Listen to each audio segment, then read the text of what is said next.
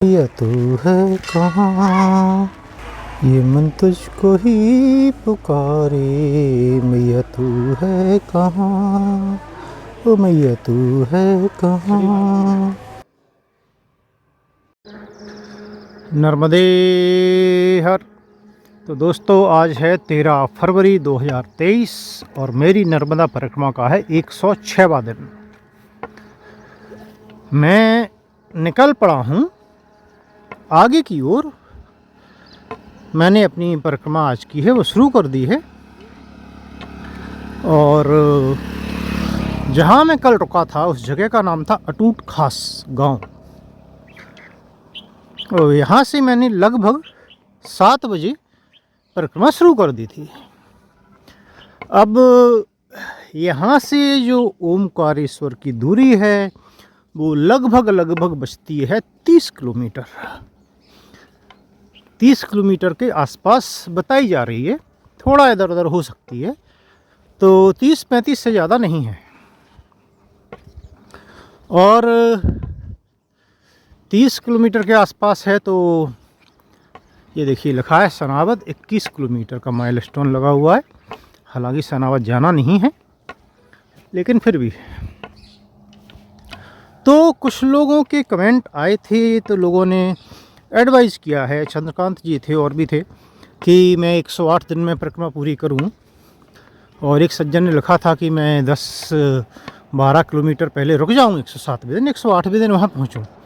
देखिए सब लोगों की भावनाएं बहुत अच्छी हैं। 108 दिन में परिक्रमा पूर्ण हो ये चाहते हैं, अच्छी बात है। मैं भी यही चाहता हूँ। मैंने पहले भी बोला था कि अगर एक दिन इधर उधर होता है 1-2 दिन तो मैं उसे एडजस्ट करके 108 दिन कर दूंगा। अब तो आपको लग रहा होगा कि, और देखिए आपने देखा होगा कि पिछले 2 दिन से मैं काफ़ी चला हूँ। तो पिछले 2 दिन में मैं काफ़ी चला हूँ, परसों भी और कल भी। तो अगर मैं 30 के आसपास चलता तो मेरे 15-16 किलोमीटर और बचे होते और आज के मिला के 50 किलोमीटर होते तो मैं 20-20 चलता आज और कल, और 10 किलोमीटर में परसों चल सकता था, जो कि 108वां दिन होता। देखिए ऐसे नहीं होता है। क्या है कि परिक्रमा पूर्ण तब मानी जाती है जब जहाँ से आपने परिक्रमा शुरू किया आप वहाँ पहुँचते हैं और पूजन करते हैं। तो इससे फ़र्क नहीं पड़ता कि आप 12 किलोमीटर पहले रुके हैं, आप 500 मीटर, आधा किलोमीटर पहले रुके या 100 मीटर पहले रुके हैं। तो आज मेरा ये प्लान है कि मैं आज शायद 5-7 किलोमीटर पहले एक आश्रम है वहाँ रुकूंगा 106वें दिन। 107वें दिन में ओमकारेश्वर पहुँचूँगा, लेकिन सुबह उठ के अपना पूजन करके जाऊँगा। तो 107वें दिन जब मैं ओमकारेश्वर पहुँचूँगा तो वहाँ जहाँ से परिक्रमा मैंने शुरू की थी वहाँ से 200-300 मीटर, आधा किलोमीटर पहले रुकूँगा मैं। लगभग शायद आधा किलोमीटर की दूरी है उस स्थान की। और 108वें दिन सुबह जाके मेरा पूजन होगा, मेरी परिक्रमा पूर्ण होगी। तो इसके लिए इससे कोई फ़र्क नहीं पड़ता। मैंने देखा है लोग बाग तो कई दिन रुक के भी परिक्रमा पूर्ण करते हैं। तो प्लान यही है और प्लान सही है, क्योंकि 107वें दिन आप पहुँचेंगे, पूजन करके ही जाएंगे। दोपहर के बाद में पूजन करना ठीक नहीं होता है, दोबारा से उसी दिन पूजन करना। और तो ये पूर्णतः सही है, इसमें कुछ भी गलत नहीं है। बस मुझे मालूम यही करना है कि मैं जहाँ रुकने की सोच रहा हूँ क्या वो जगह गऊ घाट से पहले पड़ती है जहाँ पर कि परिक्रमा पूर्ण करूँगा मैं। तो वो मुझे थोड़ा सा देखना पड़ेगा। अगर वो सही है, रास्ता उधर से होके जाता है तो फिर कोई समस्या नहीं है, क्योंकि डैम के बढ़ाव के कारण रास्ता क्या है थोड़ा सा उल्टा होके जाता है इधर। तो केवल वही देखना है कि क्या वो पहले पड़ता है। अगर ऐसा है तो फिर कोई समस्या नहीं है, 108वें दिन परिक्रमा पूर्ण होगी और मैं चलता भी रहूँगा। मुझे पूर्णतः विश्राम भी नहीं करना पड़ेगा एक भी दिन। तो चलिए भाई, अभी तो चलते हैं आगे की ओर। जय नर्मदा मैया। ये देखिए empty temple view Omkareshwar 34 kilometre. तो ये किसी रास्ते से ये जो होटल है शायद, हाँ रिजॉर्ट है। तो ये रिजॉर्ट जो है 34 किलोमीटर पड़ता है। रिजॉर्ट ही है जो भी है, शायद मध्य प्रदेश सरकार का, मध्य प्रदेश टूरिज़्म जो डिपार्टमेंट है उसने किसी से कोलैबोरेशन करके बनाए हैं, ये पता नहीं मुझे। तो ये कहीं से 34 दिखा रहा है, तो इसके आसपास ही मान रहा हूँ मैं। मुझे बताया था इससे थोड़ा सा कम जो हमारा रास्ता है, पर कोई फ़र्क नहीं पड़ता। 30 के आसपास ही जो है दूरी वो बची है।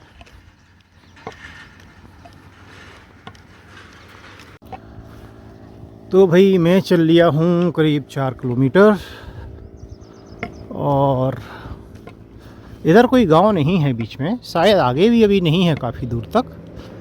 तो ना ही कोई आपको रोकने वाला है और ना ही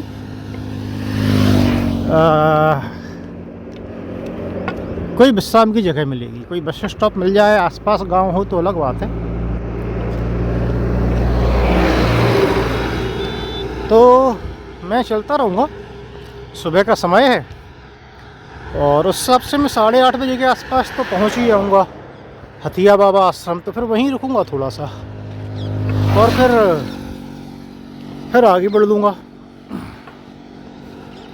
अच्छा, मैं आपको 2 छोटी छोटी शॉर्ट स्टोरी, लघु कथा सुनाने वाला हूँ। और एक बार और मैंने एक ही उसमें 2 कथाएं सुनाई थी और दोनों का आपस में संबंध था, लेकिन मैंने बोला था कि आप सोचिए, लेकिन कोई जवाब देने की ज़रूरत नहीं है। आज इसका उल्टा है।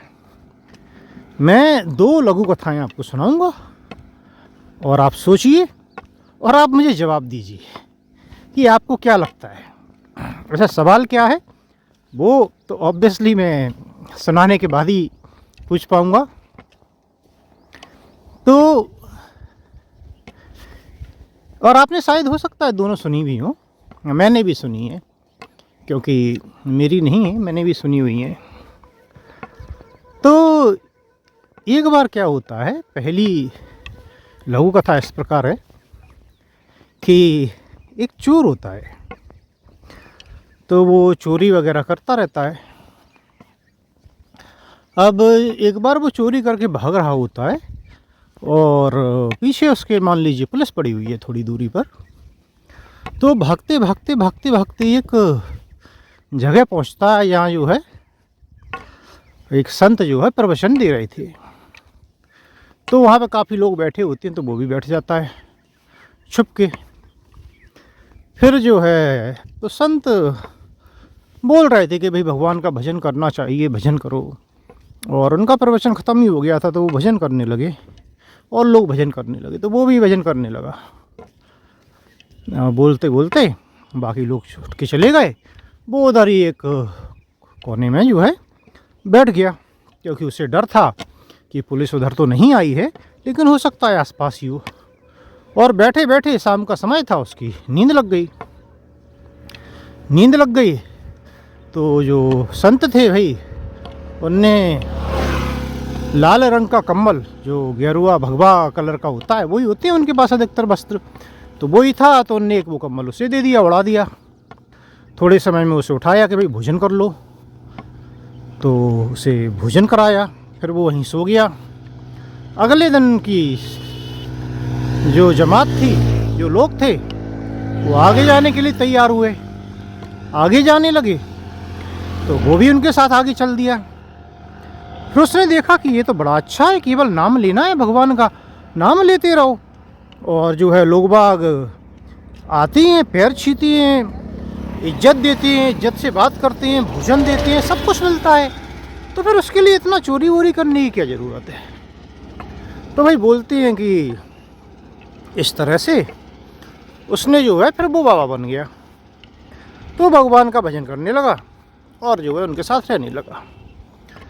तो ये कथा सुनाई जाती है, बहुत सारे बाबा वगैरह भी सुनाते हैं आपको जगह जगह, भागवत कथा से लेके किसी भी कथा में कोई भी सुना सकता है, ऐसी कथाएं सुनाते हैं लोग कि संतों के समीप जाने से साथ रहने से, अच्छे लोगों के साथ रहने से, समीप जाने से कैसे बेकार इंसान में भी बदलाव आ जाता है।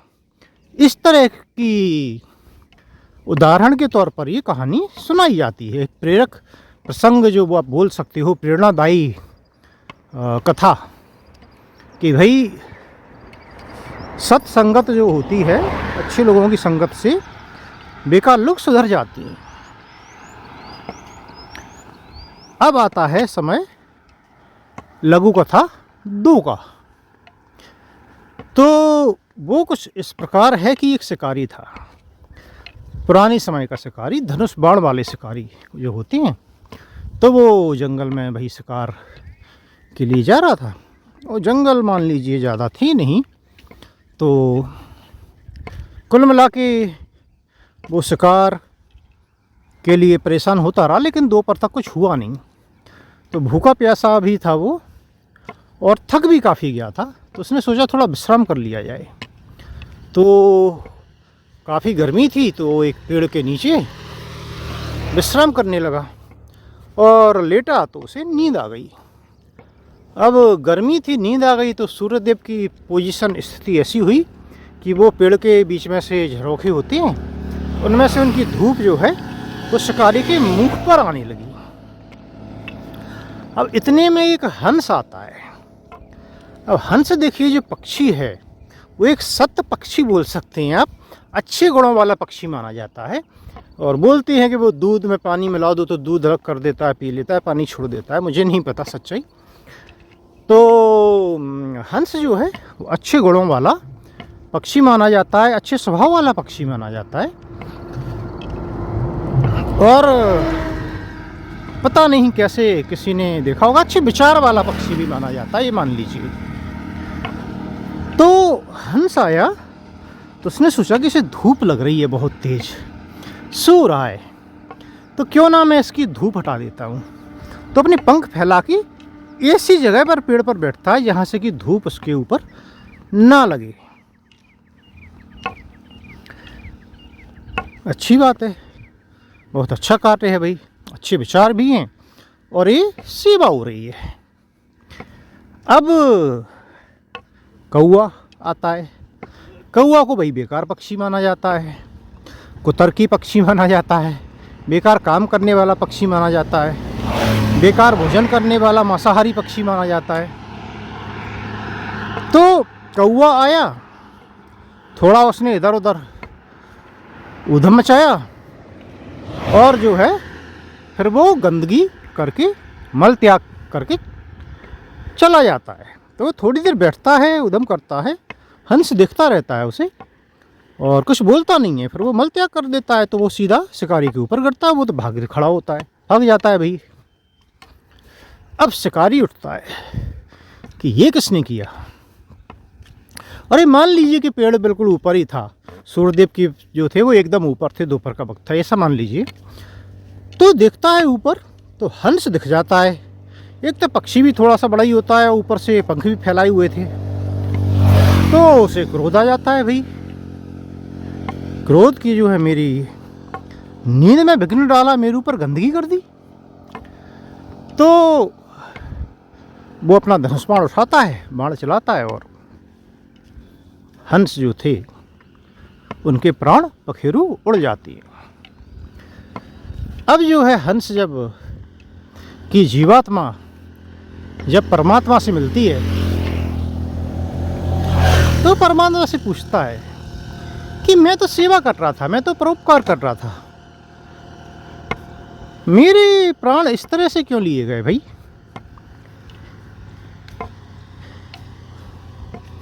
चलिए ये बात छोड़ देते हैं, उसने सवाल किया या नहीं किया। तो मैं सवाल आपसे पूछता हूँ, यही सवाल कि अगर मैं, अच्छा ये कहानी क्यों सुनाई जाती है? ये कहानी उस उदाहरण के तौर पर सुनाई जाती है कि एक बेकार व्यक्ति की संगत कैसे अच्छे व्यक्ति को नुकसान पहुंचा सकती है। तो अगर आप किसी दुष्ट आत्मा, दुष्ट व्यक्ति, लालची व्यक्ति और क्या बोलेंगे जो अवगुण होते हैं, ठीक है, क्रोधी, लालची, ज़्यादा मोहमाया में पड़ने वाला, दुष्ट प्रवृत्ति का, और मतलब जो आप सोच सकते हैं जो बेकार होते हैं, अगर आप किसी ऐसे व्यक्ति के संगत में रहते हैं तो आपके अच्छे गुणों के बावजूद आप पर क्या कैसे जो है बुरा प्रभाव पड़ सकता है। तो ये सुनाया जाता है, उदाहरण दिया जाता है इस तरह से। अब आता है मेरा सवाल, आप समझ ही गए होंगे कि यदि बेकार व्यक्ति की प्रभाव में आने से अच्छे लोग बदल सकते, बेकार हो सकते हैं, तो क्या जो संत थे, बाबा जी थे, उन्हें उस चोर को हटा देना चाहिए था, भगा देना चाहिए था कि भाई ऐसा ना हो कि वो चोरी का माल लेके आ गया और पुलिस जो है मालूम चला कि संत बाबा को ही पकड़ ले गई, कि ये भी मिले हुए हैं, दुष्प्रभाव हो सकता है ना। या कुछ और हो, कल के दिन में कुछ और कर दे, उसकी प्रवृत्ति भाई क्या पता आपको। तो क्या है मतलब, दोनों अपोजिट कहानियां हैं, एक में अच्छा बेकार हो जा रहा है, एक में बेकार अच्छा हो जा रहा है। तो मेरा सवाल यही है कि आपको क्या लगता है कि हंस को क्या करना चाहिए था और वो संत को क्या करना चाहिए था? क्या अपोजिट हो सकता है? क्या संत जो थे उन पर बुरा प्रभाव हो सकता है? अगर हो सकता है तो उन्हें उससे कैसे निपटना चाहिए, क्या करना चाहिए था? और हंस को क्या करना चाहिए थे? क्या हंस से कोई गलती हुई? सवाल ये है। जवाब मैं जो सोचता हूँ भाई, मेरे पास जो पता है वो है, हो सकता है कोई उससे सहमत हो ना हो, लेकिन वो मैं कल बताऊँगा। आज मैं इसलिए छोड़ रहा हूँ कि मैं देखना चाहता हूँ कि आप में से कौन कौन जवाब देता है, नहीं देता है, और देता है तो मेरे जवाब से मिल रहा है या नहीं मिल रहा है। देखिए, नहीं मिलेगा कोई फ़र्क नहीं पड़ता उससे, क्योंकि अपनी अपनी सोच है, जो भी आप सोचेंगे अच्छा ही सोचेंगे। तो ये जो है मैं आपके लिए छोड़ रहा हूँ, और मैं उम्मीद करता हूँ कि कम से कम कुछ लोग तो आंसर करेंगे।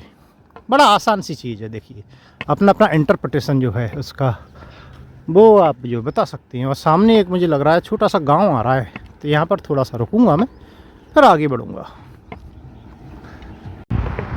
तो ये है बखर गांव।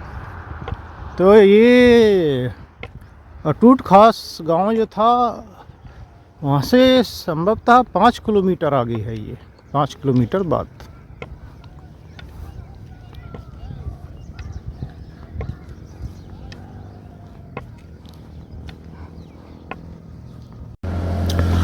हथिया बाबा से करीब 1 किलोमीटर पहले इधर पीछे एक आश्रम था,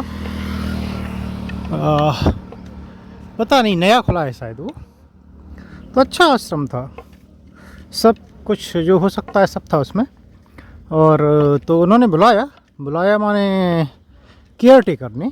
तो आश्रम में जो बाहर के हैं कोई छत्तीसगढ़ के दुबे जी, उनने खोला है, बाहर बोर्ड भी लगा हुआ है कि प्रवासियों की भोजन की व्यवस्था है और रुक भी सकते हैं आप। तो अच्छा था, उन्होंने बुलाया तो फिर मैं चाय पीने चला गया और वहीं बैठा। तो थोड़ी देर एक और प्रक्रमावासी बैठे हुए थे वहाँ पे, वो कल वहीं रुके थे, तो बस थोड़ी बातें होती रहीं जब तक 1-2 प्रक्रमावासी और आ गए चाय वाय पीने।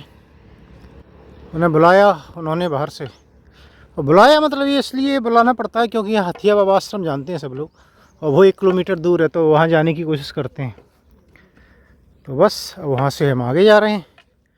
अब पता नहीं हथिया बाबा तो मैं रुकूंगा या नहीं रुकूंगा, रुकता हुआ जाऊंगा या फिर थोड़ा सा।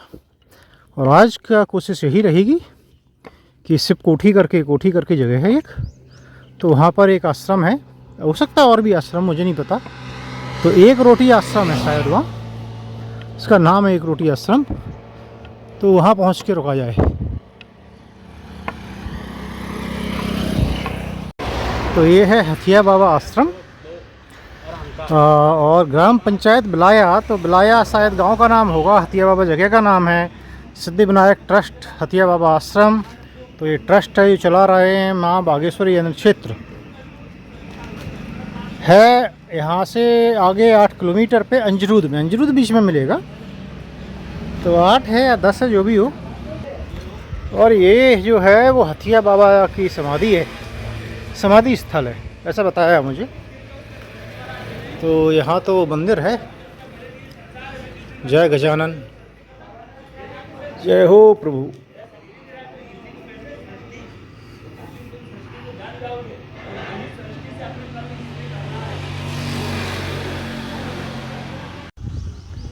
तो भाई मैं यहाँ से आगे बढ़ रहा हूँ। ये चाय सेवा है, निःशुल्क यहाँ पे चाय पिलाती हैं और अंदर आश्रम है, अन्य क्षेत्र नहीं है।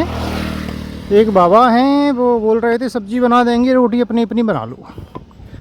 अब कुछ मूर्ति थी वहाँ, वो भिटक रही थी, मतलब वो कुछ तो चल रहा था उनमें आपस में। अब देखिए कुछ मूर्ति थी जो पीछे आश्रम पे आधा किलोमीटर ही होगा वो, तो वो बुला रहे थे भोजन के लिए। तो बोले नहीं हथिया बाबा कितना है, बोले हम वहीं जाएंगे। अब यहाँ आ गए, यहाँ बनाना पड़ रहा है, तो फिर अब उन्हें समस्या है। तो भाई आपने सोच लिया, अच्छा भोजन मिल रहा था आपको बना हुआ, तो आप वहाँ रुके नहीं, इतनी दूर भी नहीं था, तो यहाँ आ गए। अब आप फंस गए कि अगले 8 किलोमीटर तक कुछ नहीं है भोजन का। तो मैया दे रही थी, पहले तो ले लेते, 1 किलोमीटर में क्या जा रहा है, 1 किलोमीटर बाद में चल लेते। खैर ठीक है। मैं तो देखिए मुझे तो थोड़ा सा बैठना था, मैं बैठा, मैं अंदर गया ही नहीं हूँ। यहाँ पे विश्राम के लिए आसन लगाने की जगह थी, तो मैं तो बाहर ही बैठा। एक चबूतरा था, पेड़ था, तो पेड़ के नीचे 1-2 मूर्ति वहीं बैठे थे, तो उनसे थोड़ी बात की। वो कल मिले थे मुझे, जहाँ रुका था मैं वहीं रुके थे। तो बस अब मैं निकल रहा हूँ आगे, क्योंकि मैं जाने वाला हूँ आज रुकते रुकते आराम आराम से।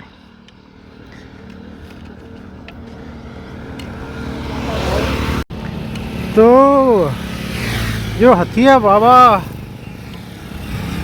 मंदिर था, वहाँ से करीब 1 किलोमीटर चलने के बाद आपको ये मार्ग मिलेगा, नहर वाला मार्ग। यहाँ पर बोर्ड भी लगा हुआ है, देखिए, पैदल परिक्रमा मार्ग मात श्री नर्मदे हर लिखा हुआ है। अन्य क्षेत्र का भी लगा हुआ है, अंजरूद वाला 8 किलोमीटर। तो वो 1 किलोमीटर पहले भी 8 ही किलोमीटर था, इसलिए बोल रहा था कि शायद 10 के आसपास होगा। तो अभी भी 8 ही है उनके लिए। तो मैप में वही दिखा रहा था जो मैंने बोला था। तो ये मार्ग जो है हमें लेना है, और ऐसे इस मार्ग पर चलते रहिए, चलते रहेंगे आप, और बीच में गांव आते रहेंगे। और ये मार्ग कोई नया नहीं है, ये काफ़ी सालों से यही मार्ग चल रहा है। तो ये जो नहर है ये काफ़ी पुरानी है।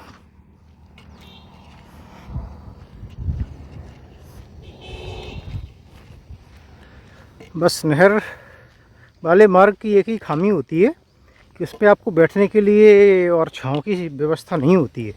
लेकिन उम्मीद है कि इस वाले रास्ते पे बीच बीच में गांव हैं, तो आप वहाँ विश्राम कर सकते हो। अंजरूद के पहले भी एक गांव पड़ेगा, तो ऐसे अगर 3-4 किलोमीटर पे कुछ है तो फिर भी ठीक है। ये दोपहर में जगह चाहिए होती है बैठने के लिए।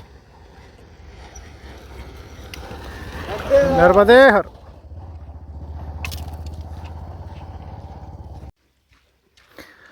तो नहर वाले रास्ते पे 1-1.25 घंटा हो गया चलते चलते, 4-5 किलोमीटर तो चल लिया हूँ भाई मैं, और अभी भी 6.3 किलोमीटर दिखा रहा है। अंजरूद की बात कर रहा हूँ मैं। तो जो 8 लिखा था वो गलत लिखा था, और वो पीछे लिखा था वो भी गलत ही था। ठीक है, लेकिन कोई अंतर नहीं पड़ता। यहाँ पर थोड़ी छाँव मिली थी, एक कुछ मकान जैसा बना हुआ है 2 कमरे का, बंद है, लेकिन उसके बाहर पेड़ लगे हुए थे 1-2, उसके नीचे कुछ बैठने जैसा भी बना था, पत्थर रखे हुए थे। तो वहीं थोड़ा सा विश्राम किया, अब आगे बढ़ रहे हैं। गांव एक आया था लेकिन दूर पड़ता है। ऐसे यहाँ पे भी अगर आपको दिखेगा गांव है बाईं ओर, लेकिन अब वहाँ तो नहीं जाएंगे ना आप भाई। तो मुझे लगता है नहर का रास्ता चलेगा जब तक ऐसा ही रहेगा, क्योंकि नहर गांव के थोड़े से बाहर से निकल जाती है।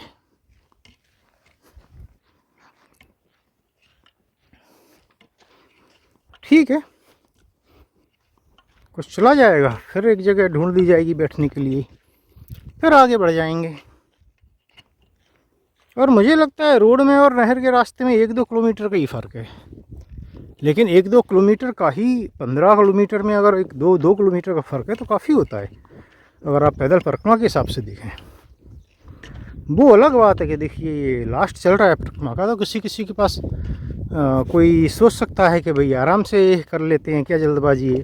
कोई जल्दी में भी हो सकता है कि किसी दिन मान के चलिए 45 किलोमीटर बचता है, वो 30-35 चलता है, तो सोचेगा कि चलो आज ही पूरी कर दें, अगले दिन पूजन वगैरह करके निकल लेंगे वहाँ से ओमकारेश्वर से। तो ऐसा भी तो हो सकता है। तो कोशिश तो ठीक है, अच्छी है। अगर 1 या 2 किलोमीटर जो भी बचता है इस रास्ते से तो अच्छा है, और गाड़ियों वगैरह से दूर, तो उसके भी झंझट नहीं, आप आराम से चलते रहिए। आपको में भी आधा घंटे में एक आध मोटरसाइकिल आपको दिख जाएगी इधर से या उधर से आती हुई। बाकी तो कम ही लोग दिखते हैं इधर।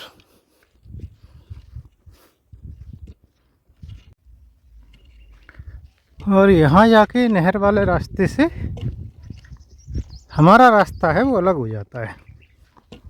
ये देखिए यहाँ पे लिखा भी हुआ है नर्मदा परिक्रमा, और कुछ तो लिखा था पहुँच मार्ग, तो वो चला गया, वो नहीं दिख रहा है। तो शायद वो अंजुड़ क्या तो जगह थी वो, वही लिखा होगा। तो चलते हैं। अब यहाँ ज़रूर थोड़ी दूरी पे गांव दिख रहा है, 1 किलोमीटर शायद, तो फिर ये रास्ता गांव से जाएगा, तो वहाँ बैठा जा सकता है, क्योंकि दोबारा विश्राम की का समय हो रहा है। क्योंकि चलने के लिए तो चलते रहेंगे, पैरों में समस्या नहीं है, लेकिन धूप इतनी तेज़ है, पसीना पसीना पूरे होते रहते हैं। तो थोड़ा सा पानी पीजिए बैठ के और रुकिए छाँव में, और फिर आगे बढ़िए, तो ज़्यादा अच्छा होता है।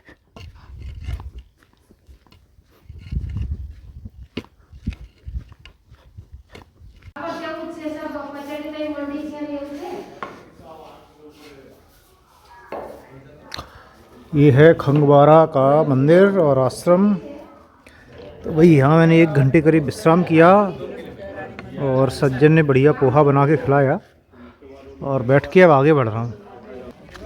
तो उन्होंने जो है चाय का बोला था, तो दूध दे दिया उन्होंने, चाय नहीं ली मैंने तो। और फिर भोजन का बोल रहे थे, भोजन मुझे करना नहीं था। एक और बाबा थे उस वक्त वहाँ पर, वो भोजन करके आए थे, तो काफ़ी बोला कि नहीं बना देते हैं, बनाना था चूँकि, तो मैं मना किया। फिर जब काफ़ी बोला तो मैंने कहा ठीक है, एक काम करिए पोहा बना दीजिए थोड़ा सा, तो क्या है उसमें समय ज़्यादा नहीं लगेगा। आप भोजन में सब्जी बनाएंगे, रोटी बनाएंगे, इतना परेशान होंगे, और मैं अगर एक रोटी खाई, वो भी आपकी जिद के कारण, तो फिर वो व्यर्थ है। तो फिर उन्होंने पोहा बनाने लग गए, और लगभग पोहा बन गया था जब तक 2 मूर्ति और आ गई, और दोनों मूर्ति भूखी थी। और जब मैं आया था हथिया बाबा आश्रम में, तो वो बाबा का जो मैं बोल रहा था कि कुछ बहस सी हो रही थी, वो यही मूर्ति थी। ये 3 लोग होंगे, एक और पता नहीं कहीं हो गए होंगे आगे पीछे इनसे। तो इन्होंने भोजन का बोला होगा, उनने शायद बोला कि मिलेगा, या ये समझे नहीं। फिर बाद में उनने बोला कि भोजन बनाना पड़ेगा, तो उनने बोला कि ठीक है 3 का बना लेती है। तो उनने बोला नहीं, सब्जी तो 11 लोग हैं तो 11 की बनाओ, और नहीं तो रोटी अपनी बनाओ, सब्जी बनेगी तब देंगे। ऐसा कुछ बहस हो रही थी। तो ये आ गए, चूँकि धीरे धीरे आए, वृद्ध थे, तो इन्हें समय लग गया। अब तो इनसे पूछा तो इन्होंने बोला कुछ नहीं खाया है हमने तो, और धीरे धीरे आ रहे हैं। तो ऐसा होता है कि वो मुझे उतना नहीं खाना था, लेकिन वो पोहा बना वो किसी और के लिए बना। तो फिर मैंने भी खाया खैर थोड़ा सा, और वो बाबा थे उनने भी थोड़ा थोड़ा लिया, यानी थोड़ा ज़्यादा दे दिया, भूखे आए थे जो। तो इस तरह से व्यवस्थाएं होती हैं भाई। तो फिर वो खा के मैं अब जो है आगे निकल रहा हूँ। यहाँ से अंजरूड है, अंजरूड में भी आश्रम है, अनुक्षेत्र है, जैसा भी हो। तो यहाँ पे टॉयलेट वगैरह भी थी, तो व्यवस्था थी पूरी रुकने की, यहाँ पे रुका जा सकता है। अब मैं अंजरूड में भी देखूँगा। तो अंजरूड से 9 किलोमीटर है ओमकारेश्वर, और 4-5 किलोमीटर है कोठी, तो 9 से 10 मान लीजिए चलिए। और एक जंगल का रास्ता भी जाता है बोल रहे थे, तो जैसा कोई ख़ास जंगल नहीं है, लेकिन एक कोई शॉर्टकट है, तो उसमें बोल रहे थे कि शायद 3 किलोमीटर के आसपास कम हो जाएगा। तो वो देखा जाएगा भाई, यहाँ रुकेंगे उसके हिसाब से, क्योंकि आज तो मुझे ओमकारेश्वर पहुँचना नहीं है। अगर नहीं पहुँचना है तो अगर मैं कोठी रुकूँगा तो मुझे फिर उसी रास्ते से जाना पड़ेगा। अगर मैं यहाँ रुक जाता हूँ भाई दबी, तो फिर मैं जंगल वाला रास्ता लेके निकल जाऊँगा कल। तो चलिए वहाँ पहुँचेंगे पहले, फिर देखते हैं। समय लगभग 2:30 बजेगा, 2:30 बज रहा है, 2:29 हो गया है, तो 2:30 मान लीजिए। तो अगर मैंने गांव का नाम नहीं बताया था तो ये गांव है खंगबाड़ा। खंगबाड़ा गांव है ये।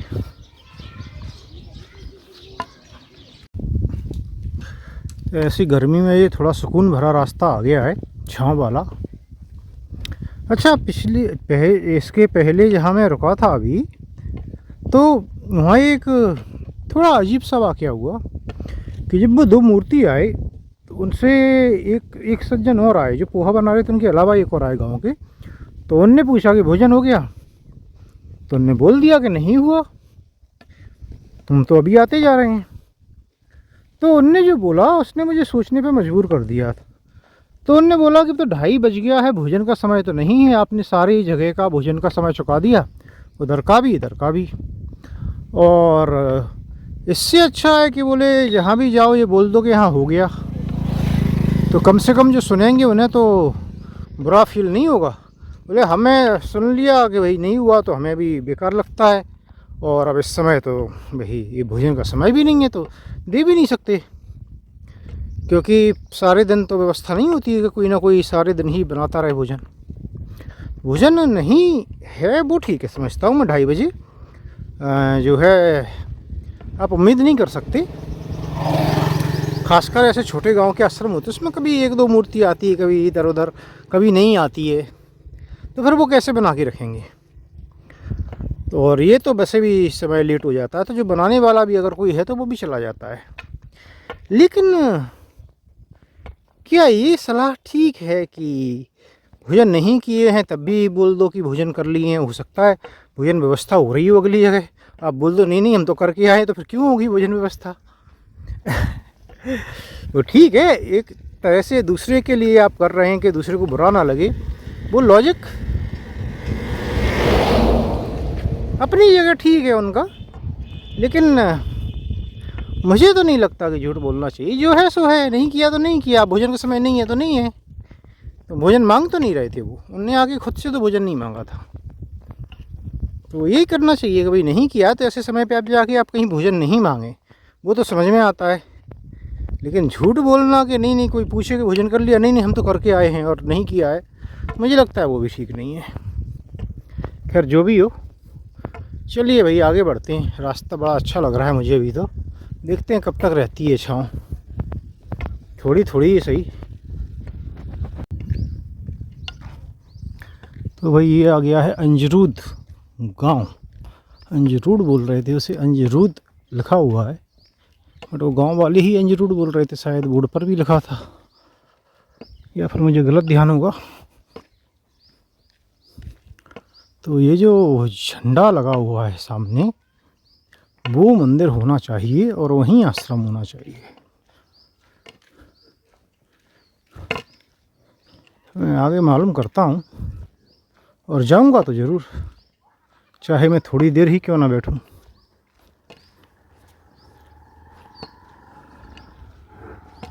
ये देखिए बोर्ड लगा हुआ है, माँ बागेश्वरी शक्तिपीठ मंदिर अन्य क्षेत्र अंजरूद इधर। तो इधर एक झंडा दिख रहा था मुझे, अभी पेड़ों के पीछे हो गया, शायद 100-200 मीटर आगे है, दूरी 0 किलोमीटर लिखी थी हालांकि बोर्ड पर, बट थोड़ा आगे है।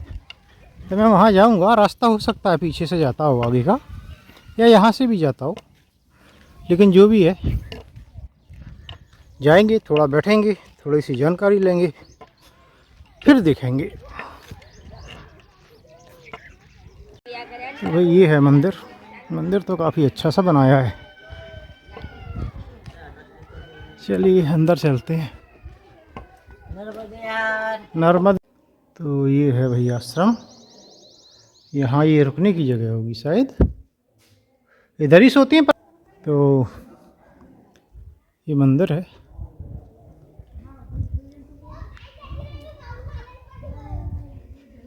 और बोल रहे हैं वहाँ भी पीछे का मतलब क्या है, ये कुछ बना हुआ है क्या? ये देखता हूँ मैं। ये है तो शायद ये होगा वो, तो इसमें भी रुकते होंगे ऐसा उनका बोलना है। और ये है मंदिर।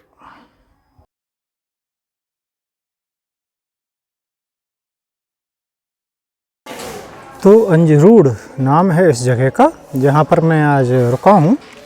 और ये जो आप जगह देख रहे हैं ऐसी ही जगह उधर है सामने, लेकिन वहाँ पर बड़ा चूल्हा है जिस पर कुछ लोग आए हैं, शायद कुछ उनका हो रहा है, पूजा वूजा कर रहे हैं, तो हलवा बना रहे हैं। वो तो पूरा धुआं धुआं हो गया है, इसलिए मैं उधर से इधर आ गया हूँ अभी।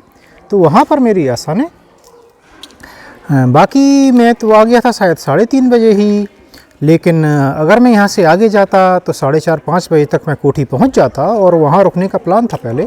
फिर कल सोच रहा था कि मैं जाऊँगा, 5-6 किलोमीटर बचता है ओमकारेश्वर, तो सुबह जाऊँगा, फिर कल वहाँ रुकूँगा, परसों पूजा पाठ हो जाएगा। लेकिन अंजरूड से बताया है कि 2 रास्ते हैं। एक कोठी होके जाता है, एक जंगल मार्ग है जो कि 5-6 किलोमीटर पड़ता है, सीधा रास्ता है। अब अगर मैं वहाँ चला जाता तो जंगल मार्ग मेरा छूट जाता, जो कि लास्ट चांस होगा एडवेंचरस, शायद कोई अच्छा रास्ता मिल जाए वो देखने का, तो मैं वो खोना नहीं चाहता था। कोठी में आश्रम बहुत अच्छा है, अगर आप सुविधाओं की बात करें तो काफ़ी अच्छा आश्रम है। लेकिन देखिए फिर से वही बात आती है, हम सुविधाएँ देखते ही नहीं, हम तो बेसिक चीज़ें देखते हैं। तो मैंने डिसाइड किया फिर कि मैं अंजरूड में ही रुकूँगा। और बस तो आज मैं यहीं रुका हूँ, कपड़े धुल के डाल दिए मैंने, समय था तो। और कल सुबह मैं पहुँचूँगा ओमकारेश्वर। और रूप सिंह जी ने मैसेज किया था पहले कि वो ओमकारेश्वर में वो मिलने आना चाहेंगे, बताइए। तो मैंने उन्हें मैसेज कर दिया है, कल मैं सुबह पहुँच जाऊँगा। तो 10-11 बजे के बाद मैं ओमकारेश्वर में कल फ्री रहूँगा। तो कोई भी अगर आना चाहे तो भाई आ सकता है मिलने। हालांकि ये वीडियो पोस्ट होगा तो ये आज हो जाएगा, तो जिस दिन वीडियो पोस्ट हो रहा है 14 तारीख को, तो ये 14 तारीख की बात होगी, 14 फरवरी। और अगर कुछ और ऐड करने को नहीं होता है तो आज का वीडियो है वो यहीं समाप्त करेंगे। और वीडियो समाप्त करने से पहले ये टूटी फूटी 1-2 लाइनें मैंने लिखी हैं मैया के लिए। मेरी स्ट्रेंथ है, देखिए लिखना मेरी स्ट्रेंथ है, लेकिन मेरा समय नहीं मिल रहा है तो मैं अच्छा कुछ नहीं लिख पा रहा हूँ। तो जल्दी में कुछ लाइनें मैंने लिखी हैं वो एक्सप्रेस करने की कोशिश करने के लिए, जो कि जब मैया से दूर हो जाते हैं, बांध वगैरह के कारण किनारे पर नहीं चल पाते हैं, तो कैसा लगता है, और या फिर जब परिक्रमा पूरी हो जाएगी तो कैसा लगेगा, मान लीजिए जो कुछ भी मान लीजिए। तो ये सुनिए आप, और इसके साथ ही आज का वीडियो है, इसके बाद वो यही समाप्त करेंगे। नर्मदे हर। तेरा जल है कितना निर्मल, तू है कहाँ, ओ मैया तू है कहाँ, ये मन तुझको ही पुकारे, मैया तू है कहाँ, ओ मैया तू है कहाँ, तेरी मोहिनी सी सूरत, मैया तू है कहाँ, मनमोहिनी सी सूरत, तू है कहाँ, ओ मैया तू है कहाँ, ये मन तुझको ही पुकारे, मैया तू है कहाँ, हम तो तेरे ही सहारे, मैया तू है कहाँ, तू है कहाँ, तू है कहाँ, तेरे साथ साथ चलते बस याद में है अब, तू ध्यान ऐसे रखती, बालक हैं जैसे तेरे हम, वो किनारे तेरी धारा सब याद आके सताते हमको, तो तू है कहाँ, ओ मैया तू है कहाँ, ये मन तुझको ही पुकारे, तू है कहाँ। तेरी मोहनी सी सूरत, तू है कहाँ, मनमोहनी सी सूरत, मैया तू है कहाँ, रे मैया तू है कहाँ।